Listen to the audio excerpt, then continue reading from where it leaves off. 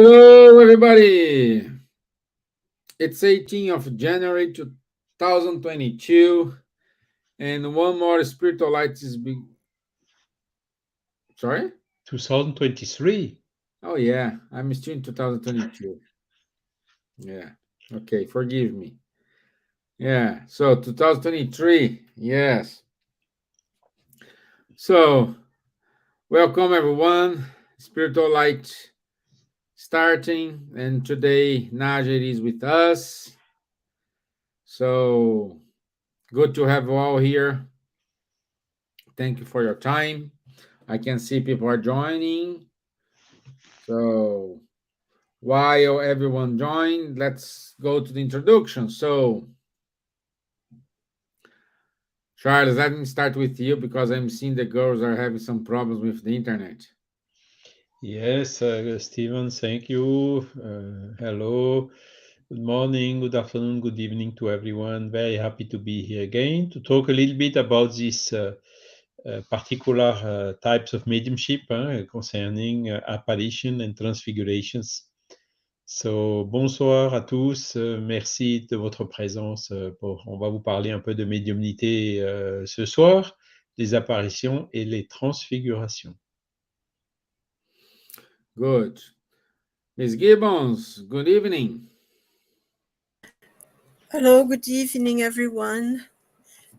Nice to be here again for this another live with a different subject, which is very important for the understanding of mediumship, and that there is nowhere better explanations about apparitions and things than in spiritism that we find.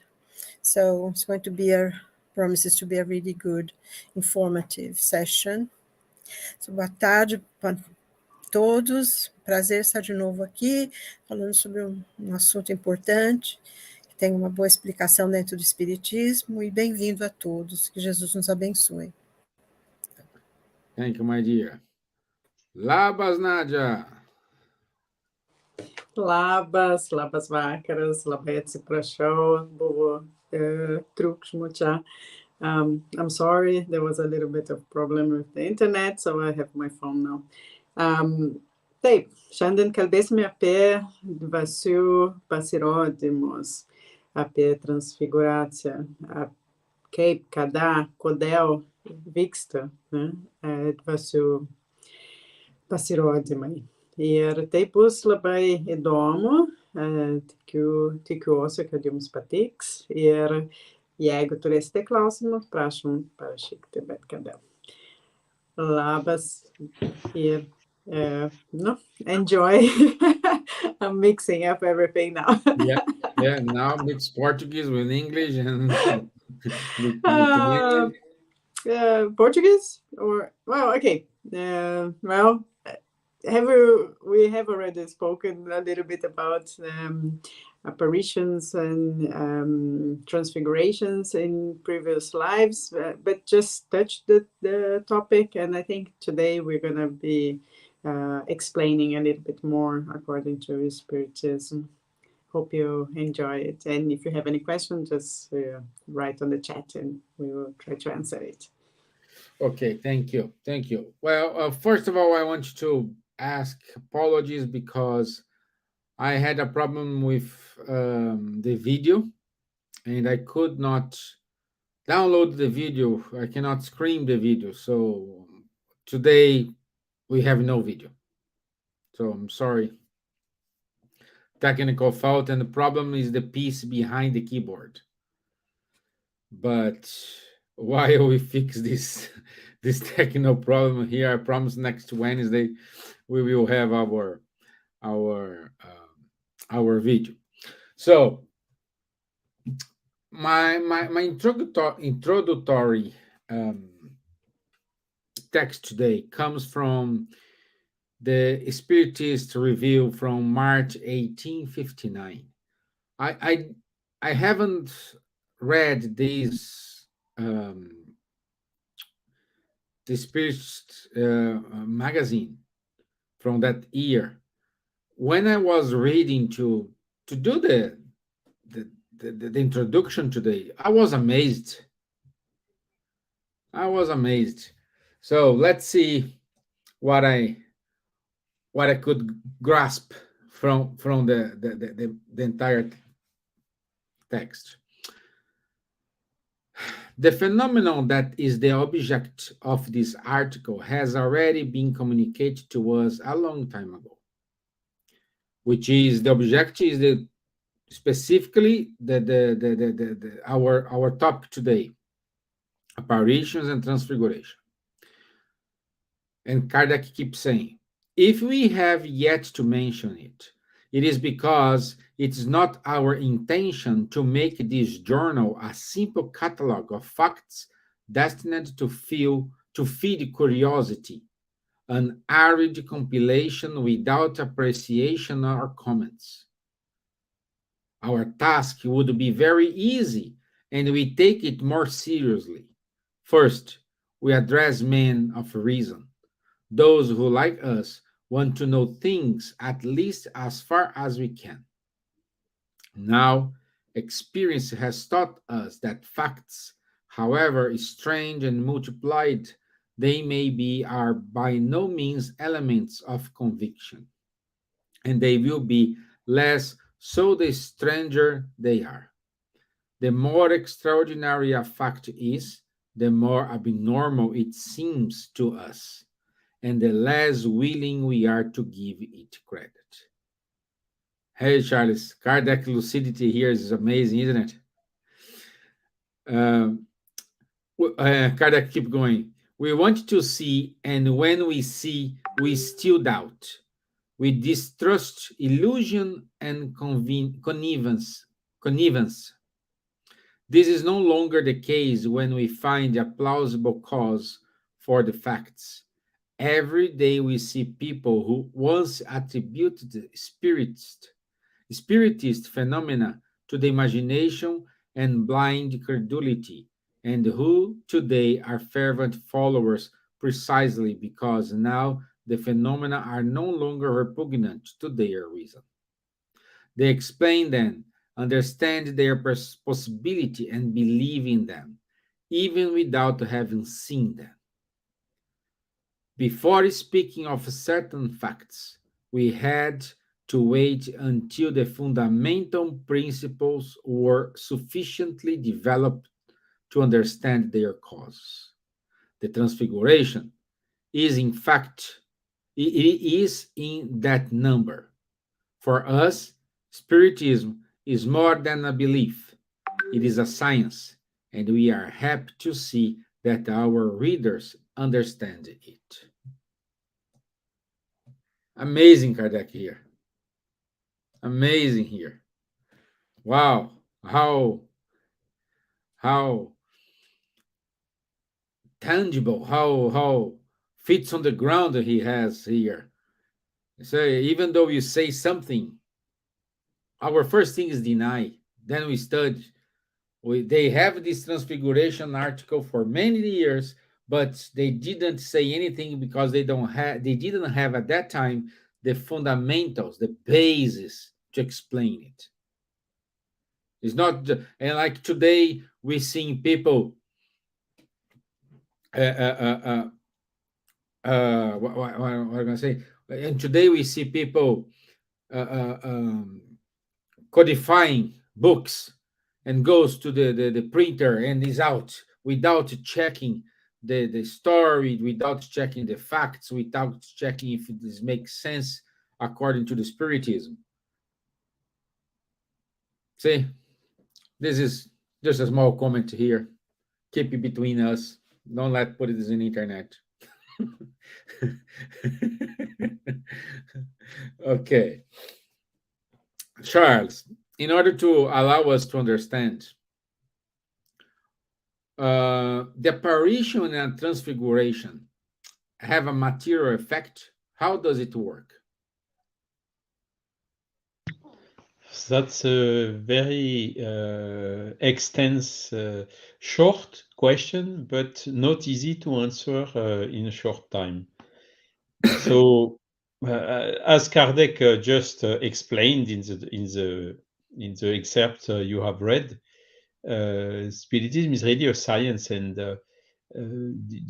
all the facts needs to be carefully studied in order to try to identify what is the most probable cause for them, and to try to have also an explanation that explains the majority, or ideally all the facts which we are seeing.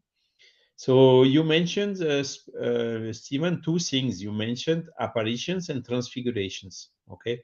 So in the case of apparition, the direct answer to your question, is there a material effect? No, not mandatory. It can be, but it's not necessary. Okay. What is an apparition? Is when some person who has generally a mediumistic faculty, the faculty to see the spirits, sees indeed a spirit, okay, or sees someone beside her or whatever. So the first thing, it can be a spirit of someone who already passed away, but it can also be a spirit of someone who is still living. Both cases have been observed several times. And how it works, I will try to make it very short. All the spirits, including ourselves, of course, which are incarnated, have the so-called spiritual body. In Spiritism, we say perispirit, perispirit. Okay, so this is what enables these disincarnated spirits, the spirits which are not incarnated anymore, to be visible. Without these perispirits, they couldn't.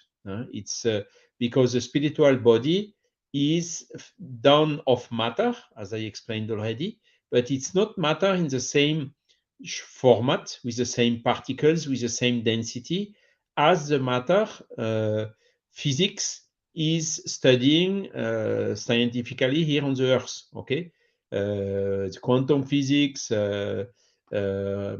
general relativity laws, and so on, are studying the matter. The matter goes from the light, which are photons, it's material, going through all the particles and all the different forms as per the Mendeleev table and as per the table of particles and so on. This is so-called matter. But the spiritual body is not done out of this matter. It is not visible in the normal state. Okay? So to have an apparition, so someone enabled to see a spiritual entity in front of him, for instance, needs some conditions to be gathered. First, the spirit has to work on his spiritual body in order to make it more dense, so that it can be perceived by the seer, the medium. Second, he must also combine somehow. There must be an affinity, a combination between the perispirit of the spirit who wants to appear and the perispirit of the medium who wants to see him. Without this affinity, he will not become visible, albeit all the efforts he can do. So the phenomenon will not occur. And the third thing is the medium. He needs also to be in a kind of a receptive state in order to perceive. And if these three conditions are gathered, the seeing medium can see the spiritual entity in front of him, even in the awake state. It doesn't need to be in trance or something like that. Okay, so this is roughly how apparitions happens. So it's like a mediumistic communications, for instance, through psychography, automatic writing, is also a combination between the communicating spirit, spiritual body, with the spiritual body of the medium, in order to have the connection done, to act on the motor center in the brain and to make him write a message. Okay, so in this case, you can see there is no necessary of material effect or physical effect. Okay. Now these are for apparitions, and there are several examples all along the centuries, even the millenniums. Huh? One example I could maybe mention is when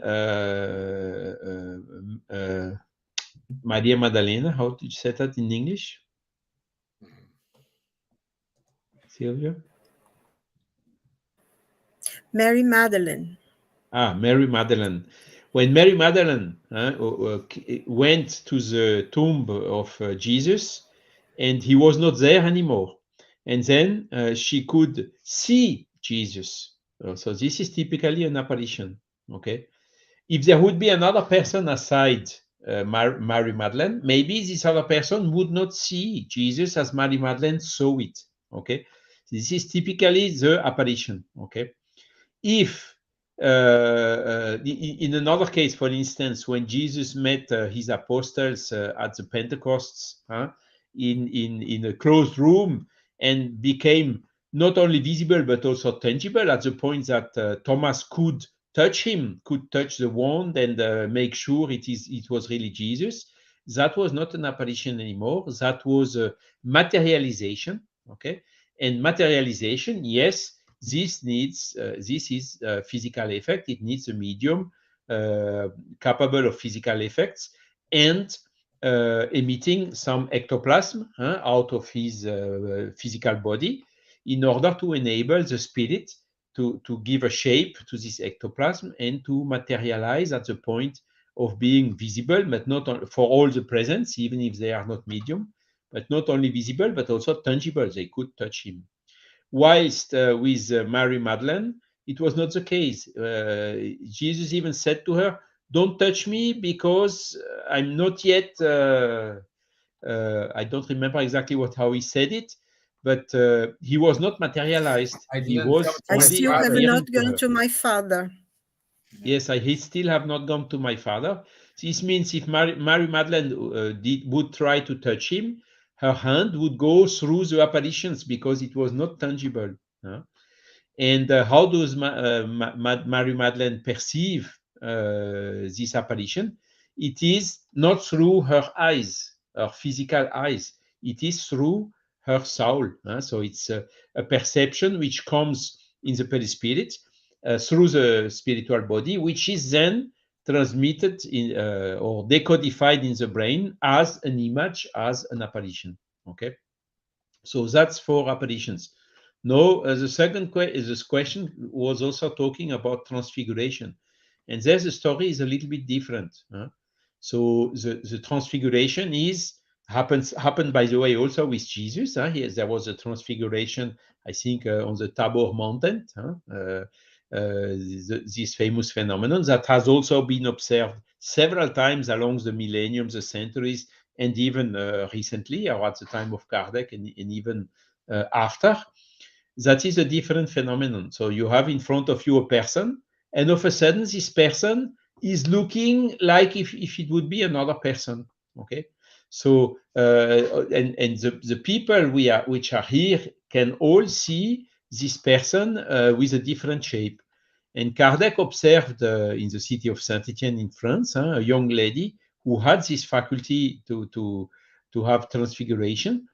And there was even controlled, for instance, that the weight was even changing or increasing or decreasing, depending if the transfiguration was bigger or if the transfiguration was a child.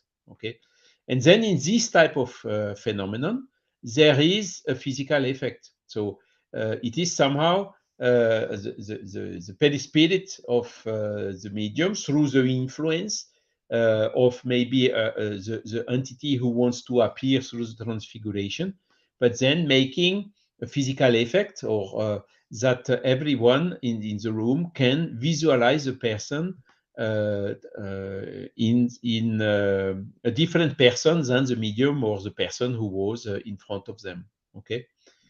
So this transfiguration, then there are other phenomena, but you didn't ask for. For instance, you have also persons who can living, like for instance, it's not my case, but Euripides Barzanulfo, for instance, which was a medium in Brazil. He was a teacher, so in his college in Sacramento, giving teaching to his scholars. And all of a sudden, they saw him like if he would be a little bit, how to say, not here, huh? But they still could see him here. And at the same time, the spirits and the spiritual body, or the perispirit of Oedipus Barzanulfo, went out of his body and materialized somewhere in where he went in order to assist, for instance, a lady who was getting a baby, something like 10 or 20 kilometers away. And the people in that place were absolutely sure that he was physically with them, which was not the case. So this is what we call, now I'm not exactly sure to say it, how to say it in English. It's chapter 6 and chapter 7 of the Medium's book. Huh? It's by corporeity. Exactly, Corporeity. Bicorporeity. So it's a variant of this phenomenon. So as you can see, it's not so simple to explain, but I think I stressed the main items, and should there be any question, I will be happy to answer. Thank you for your attention. Yeah, we have already a question. Vladas, long time we don't see you here, Vladas. Thank Don't you. see. And Vlada's asking, can an obsessed person has his physical appearance, especially his face, transfigured? I think it can happen, yes. As it can happen with a normal person, it can happen with an obsessed person. Absolutely. And in that case, probably the obsessor appearing, okay? Because a person which is suffering from an obsession will hardly be capable, even if this person is medium, to get some communication through another spirit, because the obsessor is really, how to say, like securing, taking power and control of the spiritual and, by way of consequence, the physical body of the obsessed person. So it's very difficult in that state having another spirit, another one, coming and capable of doing a phenomenon. Okay, but it can happen, yes. It's a symbiotic connection, isn't it? When the two are so connected that you can see the face of the obsessor rather than the person, isn't it? So sometimes it is, with the muscles of the face, you can have another shape. Huh? But the real transfiguration is the face is completely changing. So it is somehow the spiritual body, which is making like if it is a mask around the physical body of the medium. Okay, and the spiritual body then gets visible. And this is the real phenomenon of transfiguration. And the more interesting, as I told, is a person which was adult, transfigurated into a child. So the size was smaller, and the weight that they measured was also lower. So this is typically then confirming that there is a material effect involved. But these phenomena are quite rare. They are not so common. Yeah. Okay, good. Thank you, Charles. Thank you very much. You're welcome. So now we can go to Ms. Gibbons. And Ms. Gibbons, your question is, what was the transfiguration of Jesus on the Mount Tabor? Okay. Easy one. Charles explained. I mean, just if I may, before I go into the question itself, because in this medium's book, if you want to study about this phenomenon, in the medium's book, in part 2, the second part in items, chapter 7, you have this thing about transfiguration and items 1 to 2 to 1 to 5. And he explains that transfiguration is a phenomenon that consists in the change of aspect of a living body. In certain cases, it may be simply caused by muscular contraction, which may render the person no longer recognizable. And this is important to understand, like Charles already went through in details, but that what is a phenomenon that it completely changes. And in sometimes it's only the muscles that change and the appearance is completely different. So in a way, the question that Vlad has asked, when a person is under obsession in almost a symbiotic relationship with the obsessor, you may look at them and you see the face of the obsessor rather than the person who's suffering the obsession. Now, talking something more, a lot better, the Jesus in Mount Tabor. This is part of, is in the Gospel according to St. Mark in chapter 9, and it's item 2 to 13. And you also find it in the second epistle of Peter, when he reminds people about what happened. That's Jesus was transfigured. He took John and Peter and James to the mount by themselves, and they saw Jesus change completely. And he says, what Mark says was that he was completely transfigured. His face and clothes became dazzlingly bright. And he became like a radiant white light. He was so amazing. It was like the light of his spirit. And I think in that was the light of Jesus, because he is a spirit of the highest, a Christic spirit of the highest level. So that was his light. And then the apostles, the disciples were with him, saw Moses and Elijah with him. And he was talking to them, but first he transfigured to be able to speak to them. And of course, they were quite afraid. And I think in that sense, with this phenomenon, and I think when sometimes the spirits of light appear, I think this light comes through, because when we see paintings, we always see like an aura. They always paint like an aura behind the Virgin Mary or any saint. And I think because that's the light of the spirit that, the painters are trying to portray, because they see it. And that, I think, is a different situation, because in a way, Jesus was showing his light. He was talking to, and Peter came to him and said, we should have 3 tabernacles done, built here, for you, one for Moses, one for Elijah. And Jesus said, don't say anything to anybody until I have risen from the dead. And that, of course, came more questions, because they were asking themselves, when will you come out from the dead? Jesus was preparing them. And it's interesting, because in almost many situations in the Gospels that we see, when Jesus had something important to show, he would always take the 3 of them. In the Gethsemane, before he was arrested, there was always Peter, John, and James, the 2 brothers, the sons of Zebedee.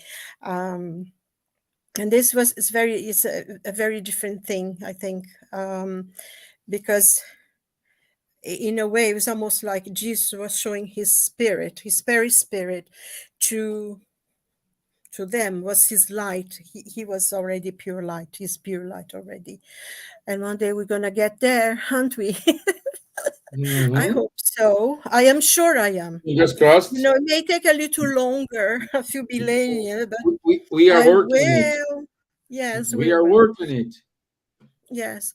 It's like in the Spirit's book, it says it's a destiny. So we cannot escape it. We're going to be spirits of light because we are already. So I think this is a very important, because also an explanation actually that I read, I thought was curious to say to you, is that Jesus, when he was transfigured, his face and his clothes were completely dazzling. And that is an experience that it appears like showing the temporal world with the heavenly world, with the eternal. And Jesus was the connection. Somehow he wanted to show us this connection between the temporal, the passing, the physical body, and the spiritual body that eventually we come to be pure light. And this connection, it was him. I thought that was very, very interesting. And in the epistle of Peter, he was talking about Jesus, and he says, because we saw him, that he, in a way, he was trying to say that Jesus was divine because they saw him transform. And so just to confirm to, that he was this amazing light spirit. He was the master of all. So I think that is a very important thing. That was the transfiguration of Jesus in Mount Tabor. That's it. So anybody wants to ask questions, I think that's it. Good. Well,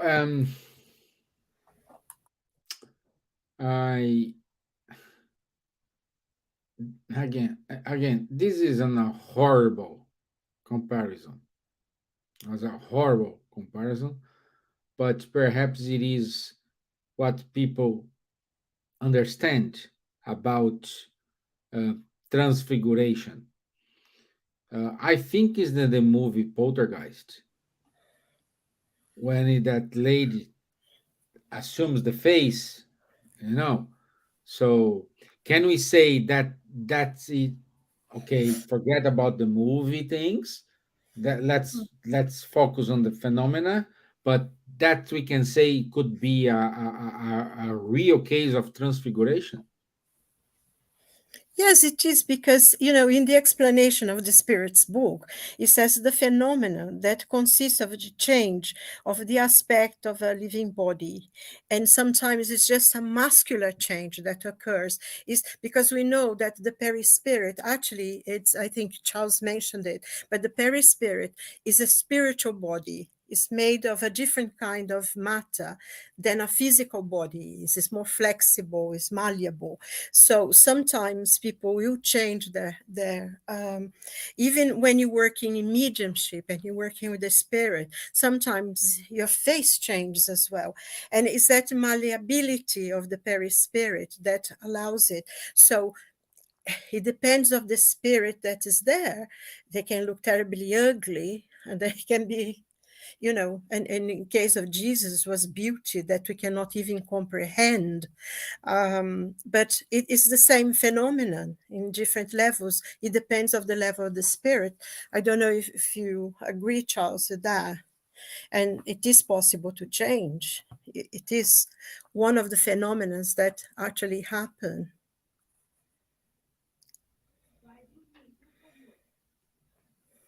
Charles? Yes, sorry, I fully agree, Silvia. Our spiritual body is basically what is shaping our physical body somehow.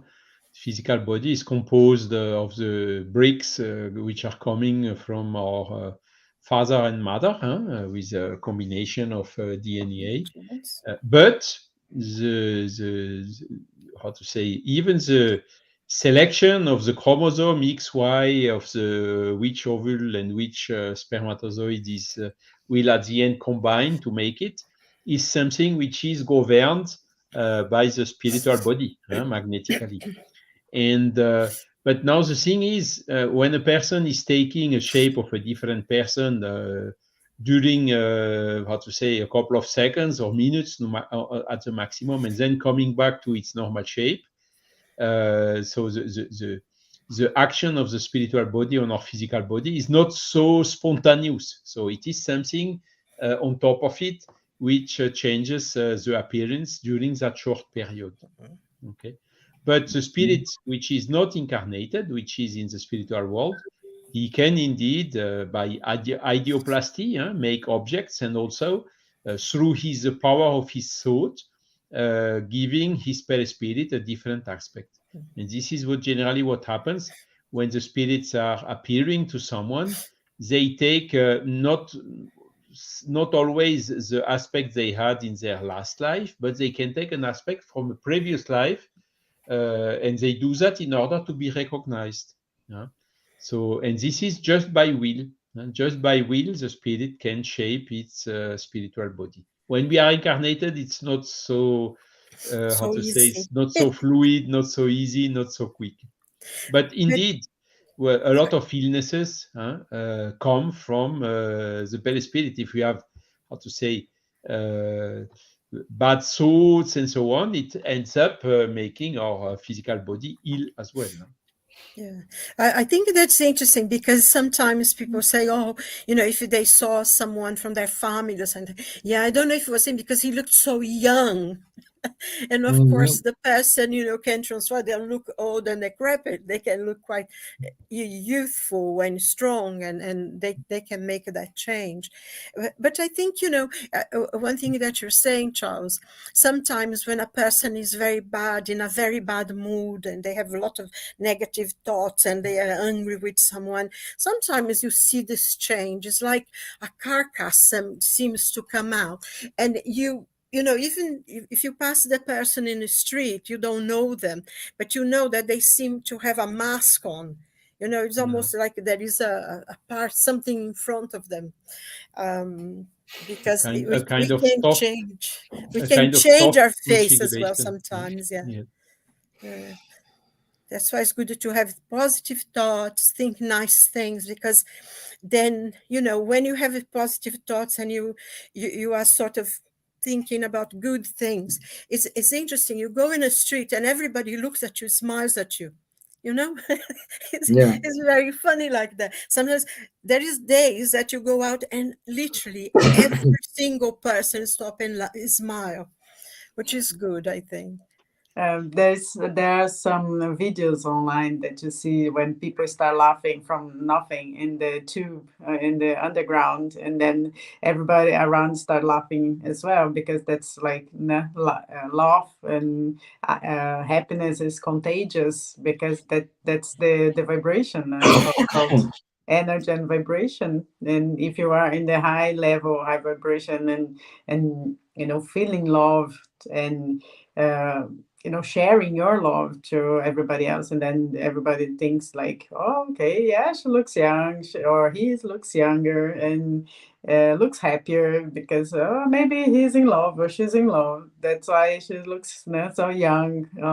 And the contrary as well. That's why all this like people who are mean and angry and violent, they look not beautiful and scary even, and then this is the vibration that they are emanating. So I think that's all about energy as well. Yeah. And before we go into your question, Nadja, I have another question for you. From the sign, I have to ask this because you are here. From the science point of view, what to say for something like this? How we can prove, how we can say on a rational way, okay, this is it, this is happening? Well, according to we have this periodic table of elements, chemical elements. Then we all know from school, hydrogen and oxygen, and all they are organized in a table, and they were organized in a way that they have some space between some elements that we are still discovering. Yeah, and in this table we have like 118 elements so far. But as we all know from the universe now, we know, I think, 4%, and that is known to us, that is in the universe so far. So it's like there's a lot to be discovered and a lot still to be put in this table, probably. And according to André Luiz in his evolution into words, that he, or in the domains of mediumship, I think it's evolution into words, that he says about the elements of the periodic table, and then he says that these elements are the same in the spiritual body and our physical body, but in different vibration state. No? So because we're still trying to discover many things that we don't know and how to explain it. No? So this vibration that we have in our bodies, they are much, much higher in much more the energy is so strong that we cannot measure. No? That's why some people say that, because of the marks in the when Jesus discarnated, and there was a mark. What's the name of this? It came out of my mind now. That they have the face on this oh my God, I forgot the name. Silvia? Is it the Turin shroud? Is it the Turin shroud that you're talking about? They have Jesus in the cloth. Yes. Is the Turin shroud? It's called the Turin shroud. Oh, yes, okay, because it was found in Turin in Italy. Yeah, so that was like there's so much power in it that it got imprinted in the cloth. And when we think about this table, that's why I start talking about the periodic table, is because it contains phosphorus. No? And phosphorus is one of the elements that in contact with oxygen, it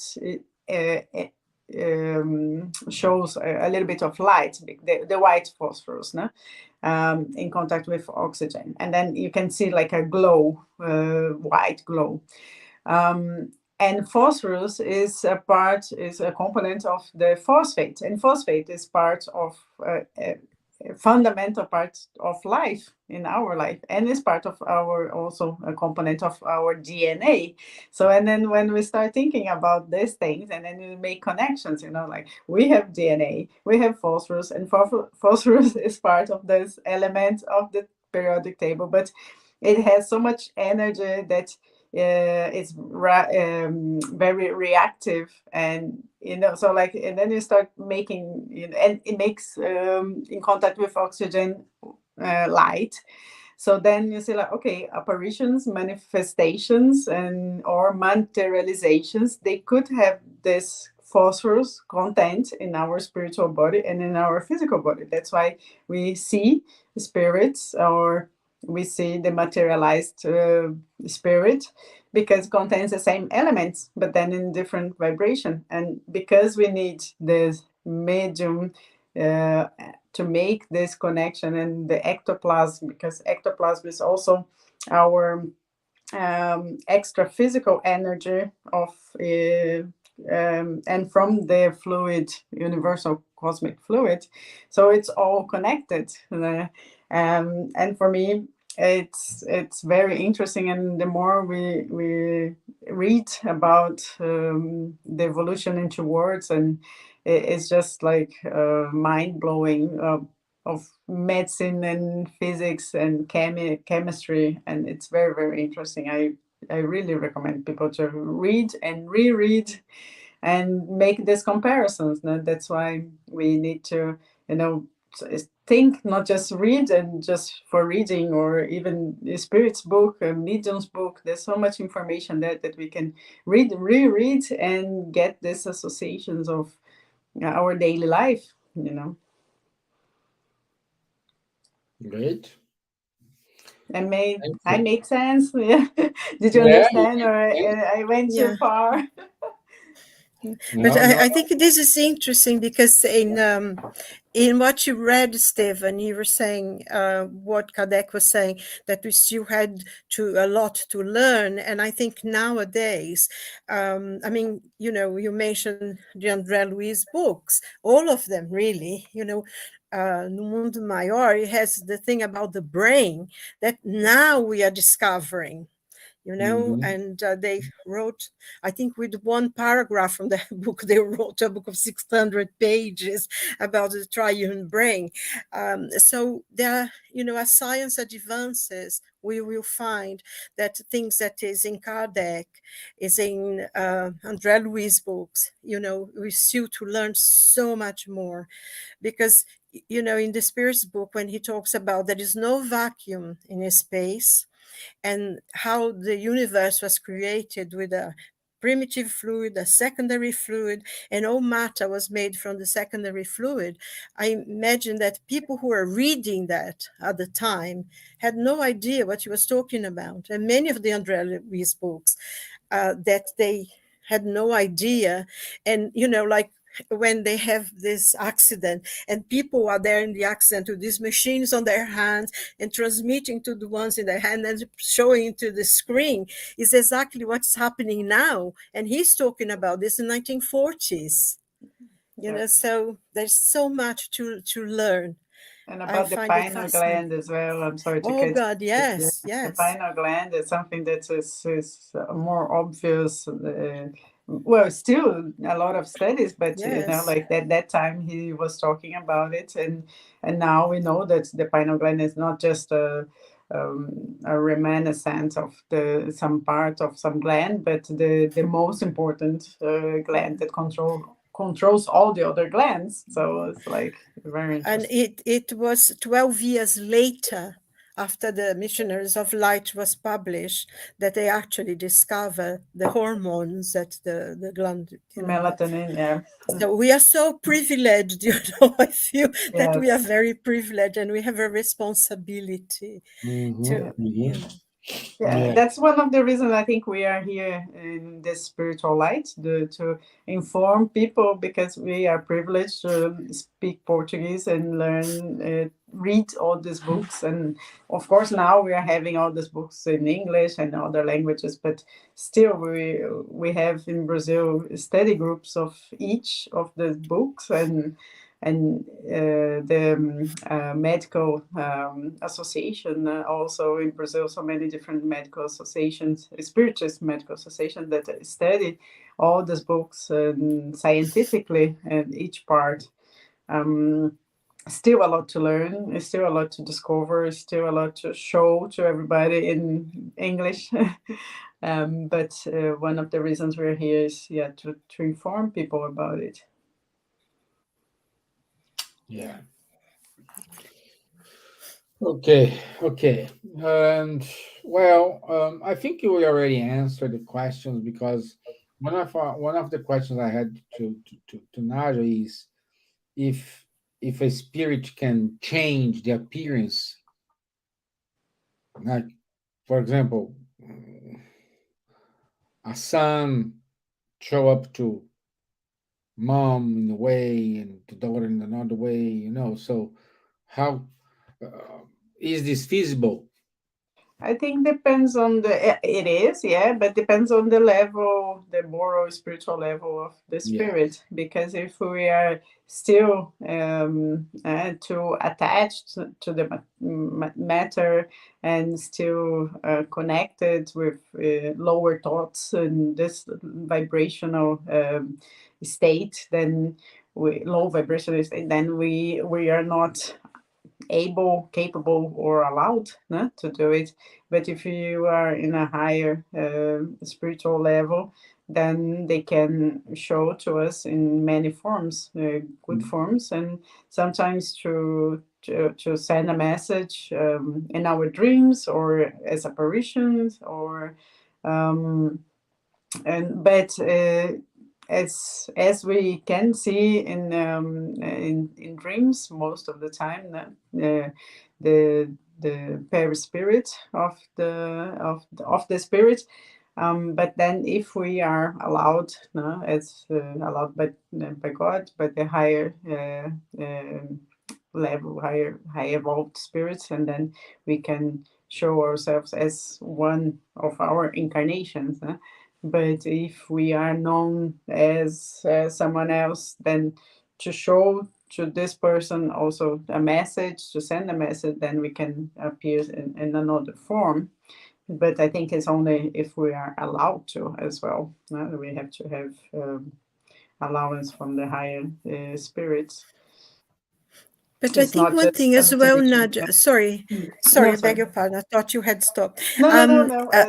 I think sometimes also happens as well when a person dies, someone who's very dear to you and you're far away. Sometimes they come to say goodbye.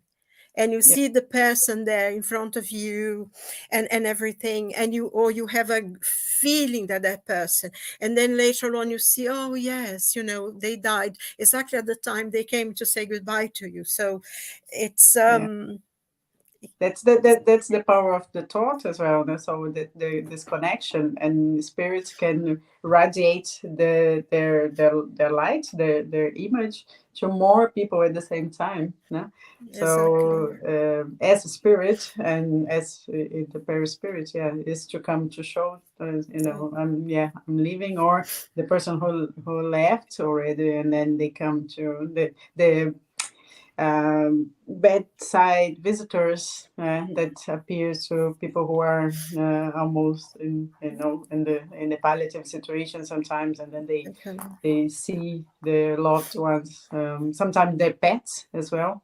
So some animals appears as well to come to comfort the person and to show that everything's going to be okay.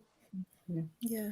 And I think one thing that Charles said today as well, that I think is always very important to remember, is that we see those spirits, if they have gone to the spiritual world, we don't see them with our physical eyes, we see them with our perispirit eyes as well, because even if you close your eyes, you still see them. And that's very strange. The first time that happened, when it happened to me anyway, I thought, no, I can't see it. It's not possible. And then I kept closing my eyes, but then I saw it even better. And I think what John said is very important to remember, that even if you close your eyes, it's spiritual eyes who actually see the spirit, doesn't it? Yes. Yeah. Who hasn't had a dream with someone who has already died, or I think everybody has. I can say that nobody can say that, oh no, I never dreamed, or I never dreamed with anyone. You have. And that's it. Wonderful discussion. I love it. One thing as well, sometimes you may dream with a person and you know who they are, because you're talking to that. It happened to me. I'm sure that must happen to everybody. I was talking to this person. I knew who the person was, but it was different from what I remembered. And I think Charles was saying something about the person also appearing in a certain way. So they may appear with a different image what they had in the previous life or something, but you know who they are. It's a very strange sensation that you know the person, but their face is different. It when you dream with them. I like that. Yeah. So it's fascinating.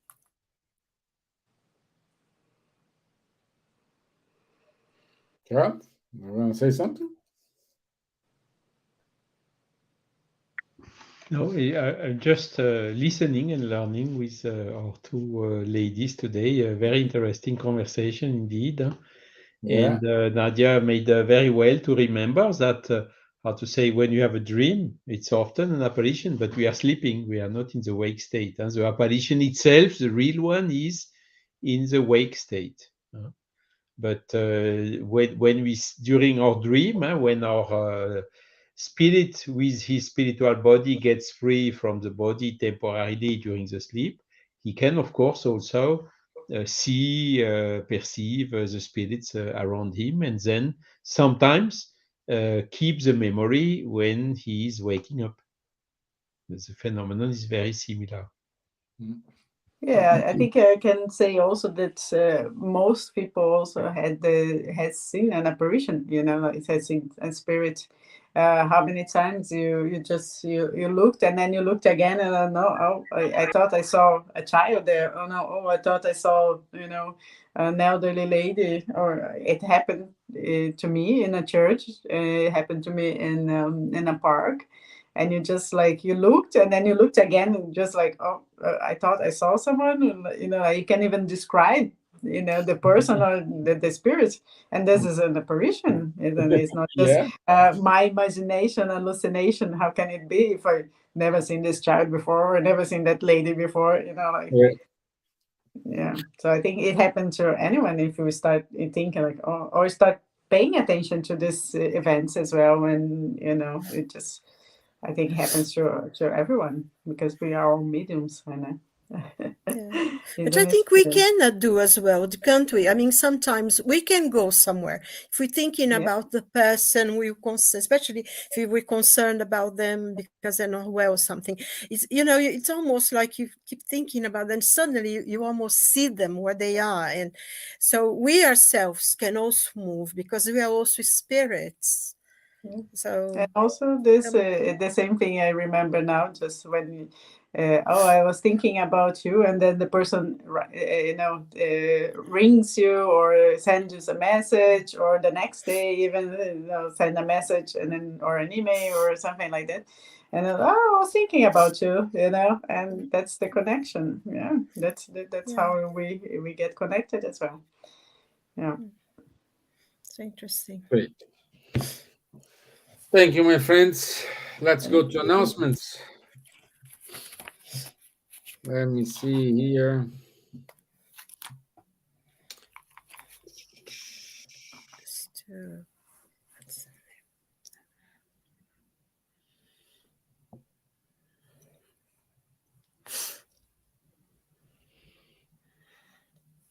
I think this sort of things that we are talking today reminds one of what Shakespeare said, in Hamlet. He said, there are more things between heaven and earth, Horatio, than is dreamt in your philosophy.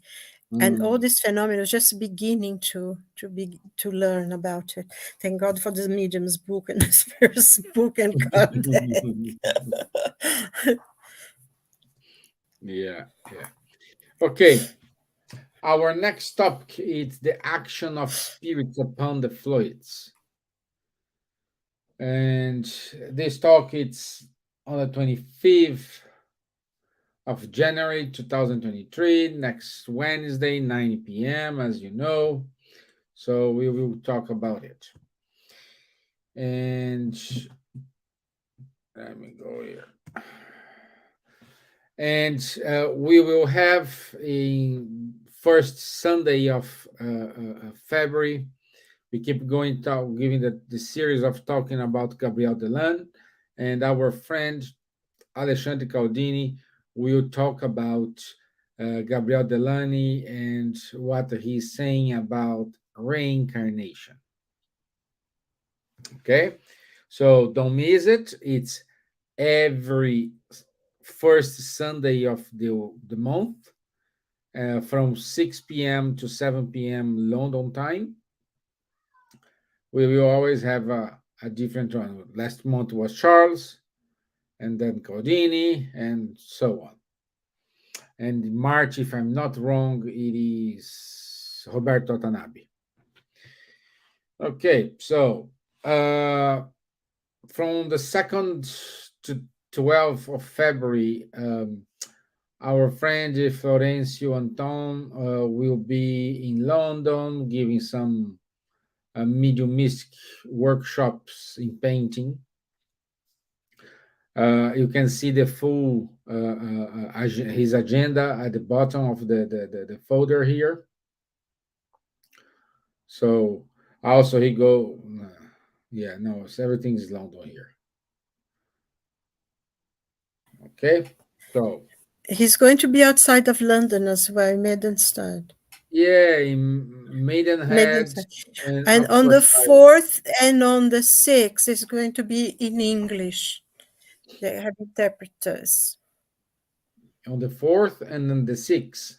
Yes, because on the 4th you'll be at the Spiritualist Association of Great Britain. Okay. So be it, and Kingston Spiritualist Church as well. They both will be interpreted in English. So if anybody is interested, will be in English. Great, thank you, my dear. Guilherme Diaz, it's going with the study of the book No Solar every other Tuesday from 8 p.m. to 9 p.m. The meeting ID and passcode, it's on popping up on your screen. So if you want to join, no problem. Every Saturday, 10:30 a.m. London time, we have the Mediums book course with Guilherme Diaz, Munir, and Charles.